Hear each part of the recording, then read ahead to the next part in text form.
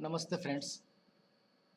इसके पहले की वीडियो में हमने स्टैम्प ब्रांच ऑफिस से सब ऑफिस कैसे लेना है ये जाना था। लेकिन फिर से कोई यूज़र्स की एक क्वेरी आ रही है कि कुछ स्टैम्प कल कल की वीडियो जो इसके पूरा पिछले वीडियो में हमने देखा था कि बीओ से स्टैम्प ईशू में कैसे लेना है, लेकिन वो स्टैम्प बीओ में ऑलरेडी पहुँचे हुए हैं तो वापस कैसे लेना है ये हमने देखा था। लेकिन कुछ यूज़र्स का मुझे कहना है कि उनके ऑफिस जब वो चेक कर रहे हैं तो कुछ ऑफिस में स्टैम्प ट्रांजिट में बता रहा है। अब जब स्टैम्प ट्रांजिट में होते हैं तो उस केस में क्या क्या एक्टिविटीज़ करना है जिसके रिगार्डिंग ये वीडियो में हम देखेंगे। सो सबसे पहले तो मैं लॉगिन हो गया हूँ उस ऐप में एंड आप सभी को पता है हमें जो बैलेंस देखना है उसके लिए मेनू है हमारा MB52 बैलेंस देखने के लिए। अगर मान लो किसी बीओ का हमें बैलेंस देखना है स्टैम्प बैलेंस, तो सबसे पहले एग्जीक्यूट करना होता है उसका plant ID and then storage location. कल के वीडियो में बताया था मैंने हम आपको ये यहाँ से सर्चर में से स्टोरेज लोकेशंस हम ले सकते हैं। लेकिन मैंने मेरे बीओ का नोट डाउन कर लिया है, सो मैं यहाँ पे मैन्युअली एंटर कर लेता हूँ 479, ठीक है, और इसको एग्जीक्यूट कर लेता हूँ तो ये मुझे डिटेल्स बताएगा कितना बैलेंस स्टैम्प वहाँ पे पड़ा हुआ है। जैसे ये गोलत गांव बीओ है, यहाँ पे रिवेन्यू स्टैम्प है मेरे ₹1 वाले। अगर आप गौर से देखेंगे यहाँ पे तो टोटल क्वांटिटी ज़ीरो है, टोटल वैल्यू ज़ीरो है, मतलब बीओ में अभी कोई स्टैम्प नहीं है।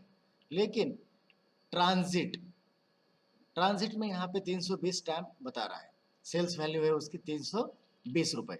इट मीन्स कल के वीडियो में हमने सिंपल ही देखा था अगर बीओ में कुछ स्टैम्प्स है तो बीओ से वापस कैसे ले सिस्टम में। लेकिन यहाँ पे अब थोड़ा सा अलग सिनेरियो है। यहाँ से ये जो ट्रांजिट में बता रहा है इट मीन्स सब ऑफिस से तो स्टैम्प निकल चुके हैं लेकिन बीओ में पहुँचे नहीं है। मीन्स सब ऑफिस से तो रिमूव फ्रॉम स्टोरेज हुआ है लेकिन बीओ में प्लेस इन स्टोरेज नहीं हुआ है। सो इसको पहले बीओ में प्लेस करने पड़ेंगे। जैसे हम इसको बीओ में प्लेस करेंगे सो ये ट्रांजिट में से निकल जाएंगे एंड ये क्वांटिटी में बढ़ जाएंगे। अब जब क्वांटिटी में बढ़ जाएंगे तो वापस हमें बीओ से सब ऑफिस लेना पड़ेगा, जो कि कल की वीडियो में हमने देखा था। अब हम देखते हैं इस ट्रांजिट केस में क्या करना है। अभी हमें पता है कि अगर रिमूव फ्रॉम स्टोरेज किया है तो हमें एक डॉक्यूमेंट आईडी क्रिएट होता है जो कि प्लेस इन स्टोरेज के लिए हमें लगता है। अभी हमें ये कैसे पता चले कि ये 320 जो रेवेन्यू स्टैम्प है इसका कौन से डॉक्यूमेंट से हमें प्लेस इन स्टोरेज करना पड़ेगा। सो जिसके रिगार्डिंग हमें जाना पड़ेगा MB51 मेनू में। MB51 में जाएंगे, बाकी सेम है, प्लांट आईडी डाल दो, बीओ का स्टोरेज लोकेशन डाल के अगर एग्जीक्यूट करेंगे तो हम यहाँ पे देख पा रहे ये है डॉक्यूमेंट नंबर हमारा, जो कि 18/1/2021 को ये रिमूव फ्रॉम स्टोरेज हुआ है। रेवेन्यू स्टैम्प मीन्स सब ऑफिस से बीओ के लिए भेजा गया लेकिन बीओ में रिसीव नहीं हुआ है। ये कहाँ से पता चलता है? इस मोमेंट जो आईडी है या डिस्क्रिप्शन है इससे पता चलता है। जैसे 313 होता है, 313 मीन्स रिमूव फ्रॉम स्टोरेज। 300 जो भी डॉक्यूमेंट नंबर के सामने 313 दिखाई देगा इट मीन्स हमने ये डॉक्यूमेंट रिमूव फ्रॉम स्टोरेज किया है, स्टोरेज से निकाला है। और 315 एक होता है, 315 मीन्स उसको प्लेस इन स्टोरेज किया है। सो थोड़ी देर से हम इसको ये डॉक्यूमेंट नंबर को प्लेस करेंगे, प्लेस करने के बाद में फिर से देखेंगे यहाँ पे 315 की एंट्री आती है या नहीं। सो इसको प्लेस करने के लिए मुझे जाना पड़ेगा मीगो में। आप सभी को पता है बैलेंस देखने के लिए MB52 डॉक्यूमेंट नंबर डिटेल देखना है तो MB51 मेनू है। एंड अगर स्टैम्प या कोई भी इन्वेंट्री आइटम एक जगह से दूसरी जगह मूव कराना है तो उसके लिए मीगो ये कमांड है।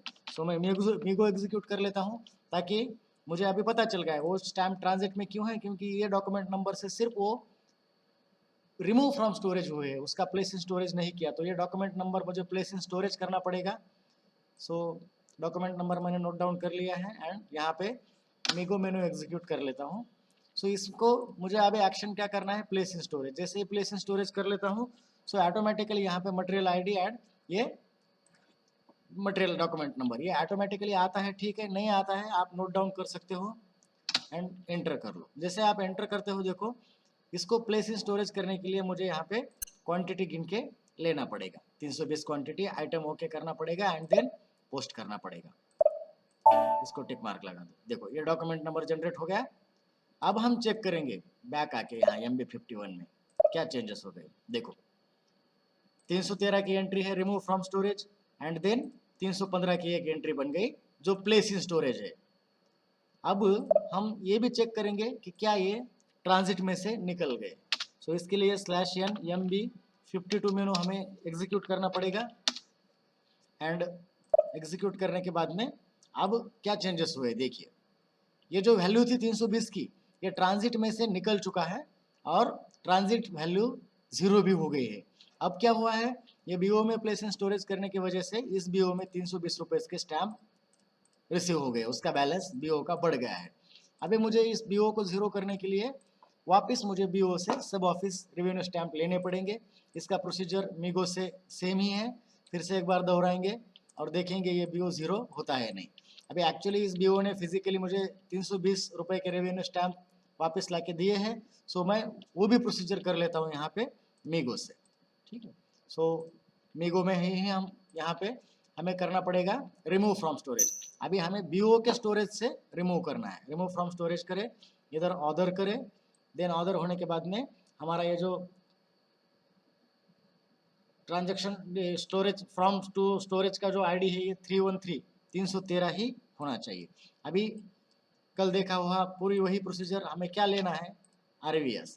कौन से प्लांट से लेना है, औरंगाबाद ये छोटे प्लांट। स्टोरेज लोकेशन क्या है हमारा, बीओ से लेना है। फ्रॉम कहाँ से लेना है, फ्रॉम यहाँ पे डालना है। डेस्ट यानी डेस्टिनेशन कहाँ देना है, यहाँ पे एसओ का आईडी डालना पड़ेगा। सो बीओ का आईडी मैं यहाँ पे एंटर करता हूँ B479, जैसे ही एंटर कर लेता हूँ ये डिटेल्स आ जाएंगे।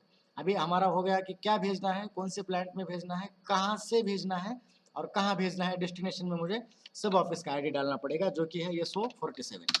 देखो जैसे मैं SO47 क्लिक करता हूँ एंड हिट करता हूँ तो यहाँ पे SO का नाम आ गया।